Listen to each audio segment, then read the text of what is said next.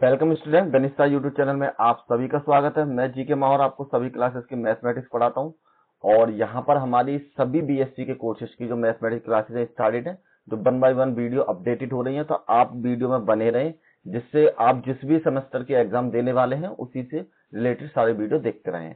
और अगर आप चैनल पर नए आए हैं तो सबसे पहले सब्सक्राइब कर दें।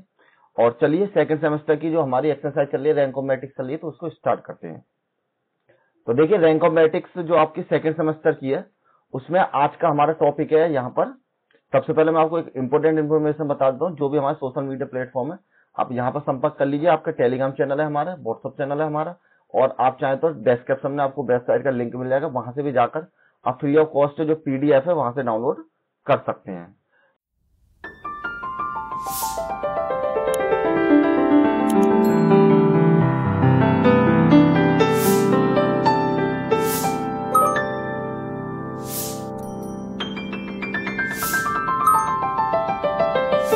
तो मैं आपको टॉपिक के बारे में बता रखा था। आज जो रैंकोमेटिक्स का जो नेक्स्ट टॉपिक है हमारा वो है एलिमेंट्री मैट्रिक्स। वैसे ज्यादातर टीचर्स इस टॉपिक को छुड़वा देते हैं, जबकि ये इंपोर्टेंट टॉपिक है। ये वही इस तरीके टॉपिक हमने हमारे 12th क्लास में जो मैट्रिक्स हमने उसमें पढ़ रखा है, तो इसलिए ज्यादातर छुड़वा देते हैं। लेकिन फिर भी मैं इसको कंप्लीट कराऊंगा, ज्यादा दिन नहीं लेते हुए 2 लेक्चर में इसको कभी कंप्लीट कर लेंगे और फिर उसके बाद नेक्स्ट टर्म में स्टार्ट कर देंगे। तो देखिए एलिमेंट्री स्टैटिक्स, सबसे पहले इसको जानना बहुत जरूरी है। एलिमेंट्री स्टैटिक्स होता क्या है, तो उसके लिए मैं आपके लिए लेके आया हूं। देखिए एलिमेंट्री ऑपरेशंस बोल सकते हैं या एलिमेंट्री ट्रांसफॉर्मेशन ऑफ मैट्रिक्स बोल सकते हैं।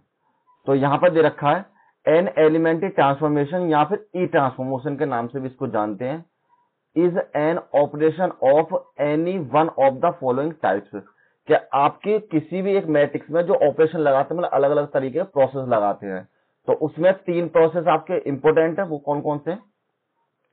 द इंटरचेंज ऑफ एनी रोज और कॉलम, किसी भी रो को या किसी भी कॉलम को आपस में बदल सकते हैं, मतलब इंटरचेंज कर सकते हैं, परिवर्तन कर सकते हैं आपस में। सेकंड रूल है इसका, the multiplication of the element of any row any column by non zero numbers के साथ। कोई भी आपके पास अगर नॉन जीरो फंक्शंस है तो उसमें आप किसी भी एक रो में या किसी भी एक कॉलम में उसकी मल्टीप्लाई कर सकते हैं। नेक्स्ट में थर्ड आपका the addition of the element of any other rows the corresponding element of the any other rows multiply by the any numbers. देखिए इसमें आपका क्या है, किसी भी आप अगर एक रो में चेंज कर रहे हैं किसी 2 के साथ, तो सेम आपके जितने भी उसमें एलिमेंट्स हैं सभी में वही प्रोसेस के थ्रू चेंज हो जाएगा।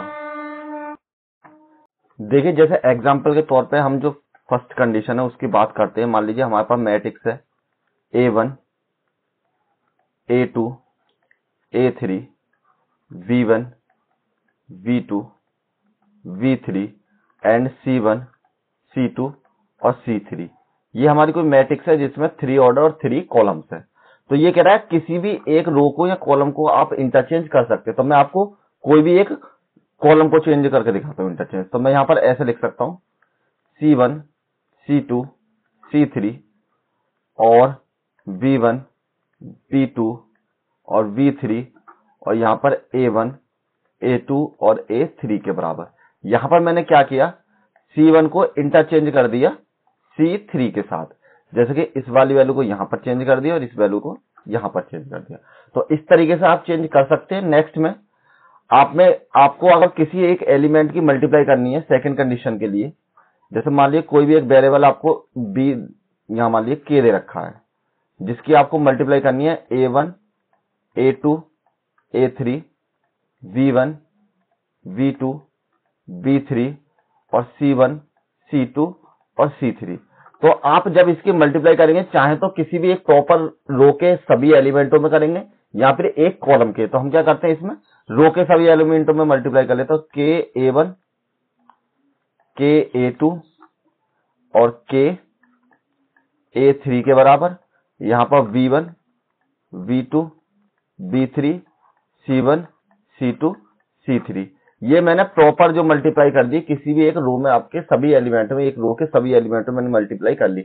ऐसा नहीं हो सकता कि एक इसकी रो में कर लो और एक इसकी में, किसी भी एक में स्ट्रेट में चाहे रो में कर लीजिए चाहे कॉलम में कर लीजिए। नेक्स्ट में आपके जो संभाले, तो संभाले जो हम नीचे ऑपरेशंस लगाएंगे उसके थ्रू देख लीजिए। जैसे कि आप चाहे तो आपको मैट्रिक्स दे रखी है, लिख देता हूं मैं फिर भी, चलो कोई दिक्कत नहीं। A1 A2 A3 B1 B2 B3 और C1 C2 और C3। तो यहां पर मैं एक ऑपरेशन लगा देता हूं कि R1 में चेंज कीजिए और R1 प्लस के R2 के बराबर। तो जब ये ऑपरेशन लगाएंगे हम, तो यहां पर आपकी वैल्यू हो जाएगी A1 प्लस के B1, A2 प्लस के B2 और A3 प्लस के B3 के बराबर। बाकी V1 B2 B3 C1 C2 और C3। तो आपने यहां पर क्या देखा कि आपकी जो ये चेंज हुआ था, इस रो के सभी जो एलिमेंट है सभी रो में ये चीज चेंज होने के लिए मिली थी। इसी को हम क्या बोलते हैं, ई ट्रांसफॉर्मेशन बोल देते हैं। तो an elementary transformation is called the row transformation of the column transformation according to the it's apply to the row और कॉलम। जब आप सारे ऑपरेशन रो के अकॉर्डिंग लगाते हैं, रो में चेंजेस करते हैं, तो वो आपका रो ट्रांसफॉर्मेशन हो जाता है, और जब आप इनको कॉलम में चेंज करते हैं तो वो आपका कॉलम ट्रांसफॉर्मेशन हो जाता है। तो चलिए आगे बढ़ते। तो देखिए, symbol to be employed for the elementary transformation. So the following notation will be used to the denoted in the 6 elements transformation. देखिए, इस तरीके से जो मैंने आपको मल्टीप्लाई करके पीछे दिखाया है, उसी तरीके से इसने यहां पर मतलब I और J की फॉर्म में लिख दिया है। जैसे कि the interchange of I and J rows will be denoted by, इस तरीके से जैसे मैंने R1 और R2 लिखे थे ना पीछे, R1 को इंटरचेंज किया था और R3 में इंटरचेंज किया था, सॉरी C को करा था मैंने, C1 को और C3 को। तो हम क्या कर सकते हैं, ये I और J इसके मतलब इनके अंदर जो आपके रो है या कॉलम नंबर है उनको ऐड कर सकते हैं। नेक्स्ट में the multiply of the I row by non zero K will be denoted by, इस तरीके से जिसमें मैंने आपको मल्टीप्लाई करके दिखाई थी, वो मैंने K की जो मल्टीप्लाई R1 में करी थी तो इसी तरीके से कर दी थी। नेक्स्ट में the addition of the K times J row and I column will be denoted by RI belong to RI plus में K R J के बराबर। तो आपकी जो कंडीशन है इस तरीके से चेंज हो जाएंगी। अगर आप यही सारी ट्रांसफॉर्मेशन मतलब कंडीशंस आप कॉलम में लगाते हो तो उसकी C से डिनोटेड करते हैं कॉलम को, और सभी में जो रिप्लेस कर दीजिए C की जगह पर, R की जगह पर C को रिप्लेस कर दीजिए। तो यहां पर जैसे C और CJ हो जाएगा, मतलब CI और CJ, CI और CI, और यहाँ पर CI प्लस में CJ के बराबर। तो सेम वही कंडीशन I और J की फॉर्म में बदल जाएगी। चलिए, तो देखिए ये एक आपको एग्जांपल दे रखा है, जैसे कि जिससे आपको समझ में आ जाएगा टेबल के थ्रू। सबसे पहले ये आपकी 3/4 की मैट्रिक्स दे रखी है।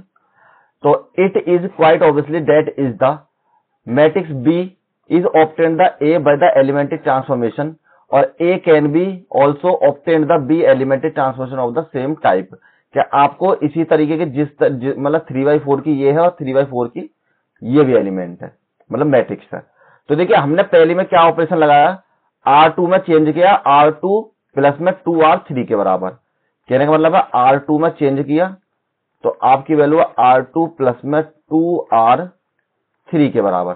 तो देखिए, ये R1 हो गई आपकी, ये R2 हो गई, और यहां पर ये आपकी जो थर्ड वाली ये R3 के बराबर हो गई। तो हमने R2 में चेंज किया है सबसे पहले।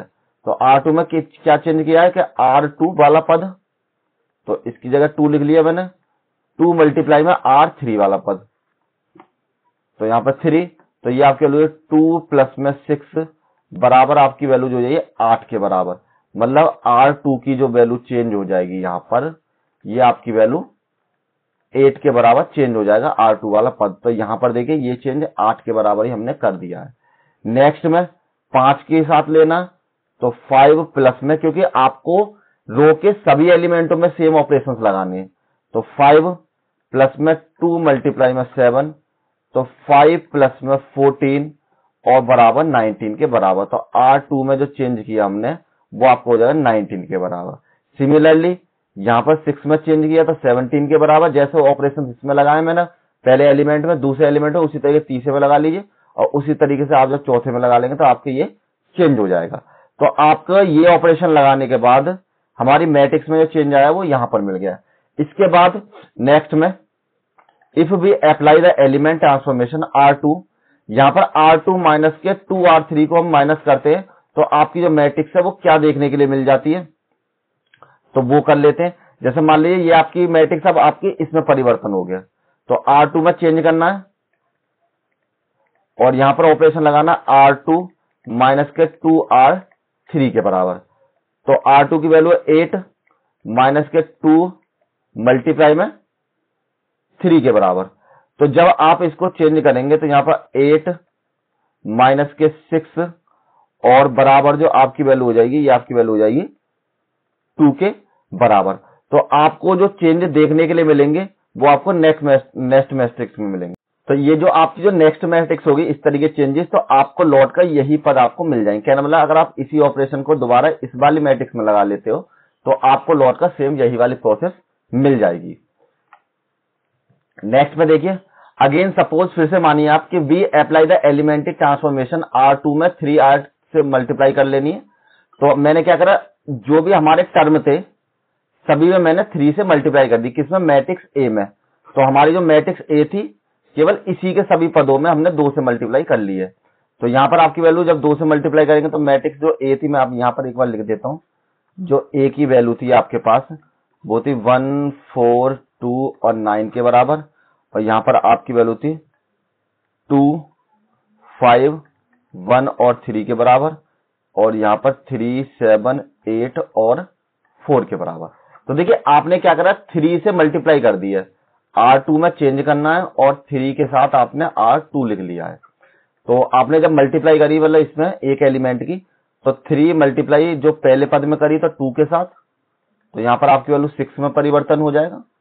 नेक्स्ट में आपने चेंज करी 3 मल्टीप्लाई 5 के साथ, और इसी तरह आपका 15 में चेंज हो जाएगा। तो ये पद चेंज हो गया। और इसी तरीके से अगर आप फिर से आप मैट्रिक्स ए ही लाना चाहते हैं तो यहां पर इस बार डिवाइड कर दीजिए और सेम आपको रिप्लेस होकर मैट्रिक्स सी से ट्रांसफॉर्मेशन मैट्रिक्स ए की फॉर्म में मिल जाएगा। तो जिस तरीके चाहे आप उस तरीके से अप्लाई कर सकते हैं, लेकिन एक चीज का जरूर ध्यान रखें, अगर आप रो ऑपरेशन लगा रखें तो सभी पूरे क्वेश्चन में रो ही लगाना है, और अगर आप कॉलम ऑपरेशन लगा रहे हैं तो आप उस पूरी जो क्वेश्चन है उसमें कॉलम ऑपरेशन ही लगाना है। तो देखिए ये आप एक एलिमेंट्री ट्रांसफॉर्मेशन का एग्जांपल है, उसे और हम कर लेते हैं। तो हमने माना कि द ई ट्रांसफॉर्मेशन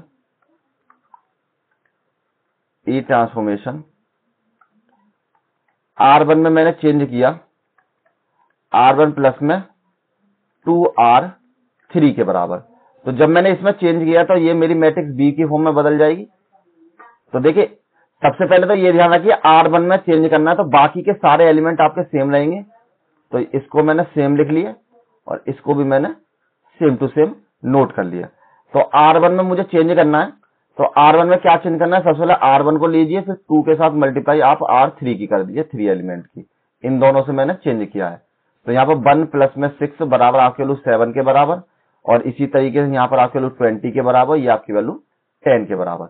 मतलब सभी एलिमेंट्स में जब मैंने वैल्यू लगाई, जो ऑपरेशन लगाया, तो ये आपकी वैल्यू इसके बराबर हो जाएगी। तो यहां पर अब देखिए एक चीज और आप ध्यान रखिए, जब आपने ये मैट्रिक्स लगा ली तो इसके साथ साथ एक आइडेंटिटी मैट्रिक्स है, उसमें भी आपका चेंजेस जरूर चलेंगे। तो जब तक आप मतलब जो ऑपरेशन आप इस मैट्रिक्स में लगाते हैं वही ऑपरेशन आप आइडेंटिटी मैट्रिक्स में लगाएंगे। अगर आपको ध्यान हो 12th में आप इस तरह के क्वेश्चन करते थे कि यहाँ पर 1 0 0 1 लिखकर और जो मल्टीप्लाई में ए लिख लिया, और यहाँ पर आपकी कोई भी मैट्रिक्स दिया करती थी तो आप इस मैट्रिक्स को चेंज किया करते थे। तो उसी तरीके से यहाँ पर भी हम चेंज करेंगे। तो ये तो हमारी सिंपल जो मैट्रिक्स दे रखी थी उसमें चेंज था, और हम मान लेते हैं एक कोई भी आइडेंटिटी मैट्रिक्स। तो यहां लिखिए ऑल्सो इफ बी अप्लाई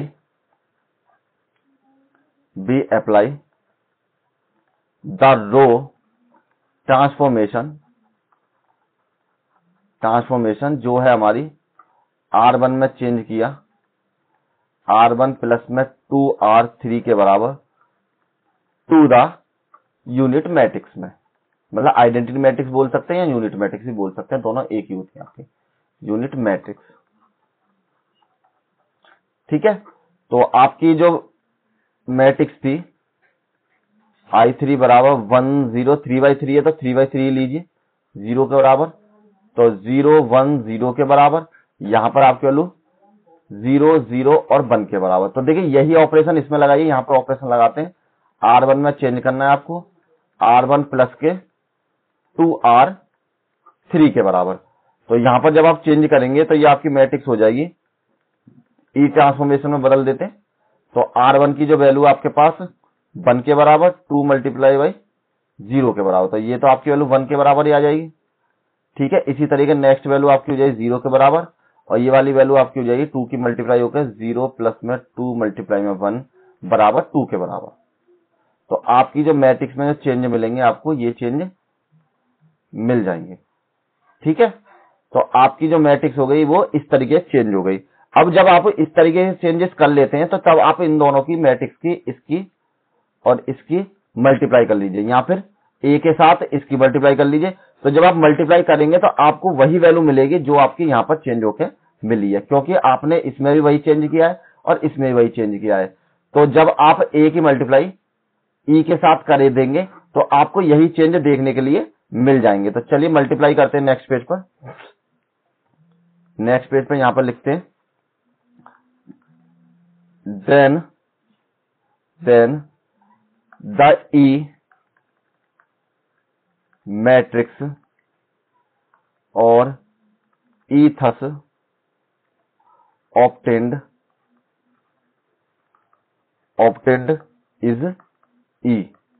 और जो आपकी ई की वैल्यू आई थी 1 0, लास्ट वाला चेंज हुआ था 2, और यहाँ पर 0 1 0 0 0 1 के बराबर।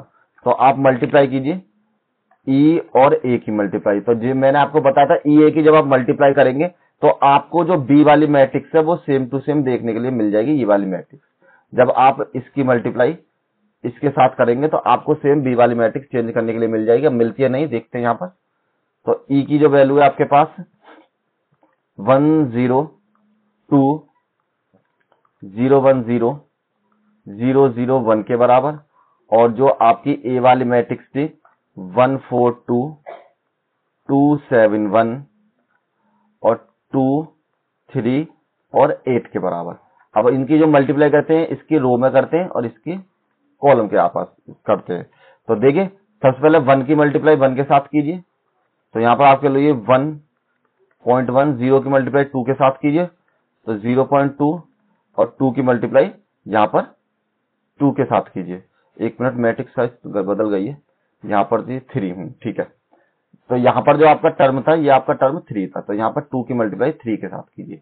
अब इसी तरीके से इनकी मल्टीप्लाई कीजिए, तो 1.4 जिस तरीके से आपने 12th क्लास में मल्टीप्लाई करी थी या मैट्रिक्स में करते हैं, हम उसी तरीके से इनकी मल्टीप्लाई कर देते हैं। यहाँ पर की 1.2 प्लस में 0.1 प्लस में 2.4 के बराबर, इसकी मल्टीप्लाई करी तो 0.1 प्लस में 1.2 प्लस में 0.3 के बराबर। यहाँ पर 0 की 4 के साथ, 1 की 4 के 7 के साथ, और 0 की आपने 8 के साथ। नेक्स्ट में 0 की 2 के साथ, 1 की 1 के साथ, और 0 की 4 के साथ। नेक्स्ट में थर्ड की करते हैं अब इसकी, तो 0 की 1 के साथ, और 0 की 2 के साथ, और 1 की 3 के साथ। नेक्स्ट में 0 की 4 के साथ, 0 की 7 के साथ, और प्लस में 1 की 8 के साथ। यहाँ पर लास्ट में 0 की 2 के साथ, 0 की 1 के साथ, और 1 की 4 के साथ। तो सभी की मल्टीप्लाई मैंने कर ली है, और यहाँ पर आपकी वैल्यू ये 0 हो जाएगी, यहाँ पर 6 हो जाएगा, तो ये आपके ऐड होकर 7 हो जाएगा। ये 0, यहाँ पर 4 प्लस में 16, तो आपकी वैल्यू 20 के बराबर। यहाँ पर 2 प्लस में 8, ये 0, तो यहाँ पर 8 के बराबर, और यहाँ पर 0 0 तो 2 के बराबर। यहाँ पर आपकी वैल्यू 7 के बराबर, यहाँ पर 1 के बराबर, और यहाँ पर 3 8 और 4 के बराबर, जो कि आपकी मैट्रिक्स बी वाली वैल्यू हो गई है। तो देखिए बी वाली वैल्यू के बराबर ही थी, जो हमारी बी वाली वैल्यू थी 7 20 10 2 1 7 और 3 8 और 4 के बराबर। तो सेम टू सेम टर्म आपको इनकी मल्टीप्लाई करके मिल चुके हैं।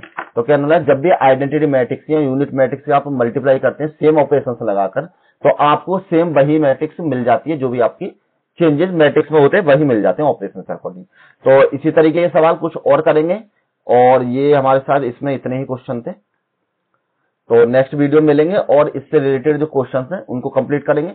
एलिमेंट्री का कभी कभी कोई क्वेश्चन आ जाता है जो कि आपसे 7.5 नंबर में आपसे पूछा जाता है, या फिर 3 नंबर में पूछा जाता है, तो इसलिए छोड़ नहीं सकते, इंपॉर्टेंट है और नेक्स्ट वीडियो मिलते हैं, और कंटिन्यू बने रहिए। और आप नए आए हैं तो चैनल को सब्सक्राइब करें और वीडियो को शेयर करें ज्यादा से ज्यादा, और आप इसकी पीडीएफ जरूर डाउनलोड कर लें हमारे टेलीग्राम चैनल पे। Thank you all of you, मिलते हैं नेक्स्ट वीडियो।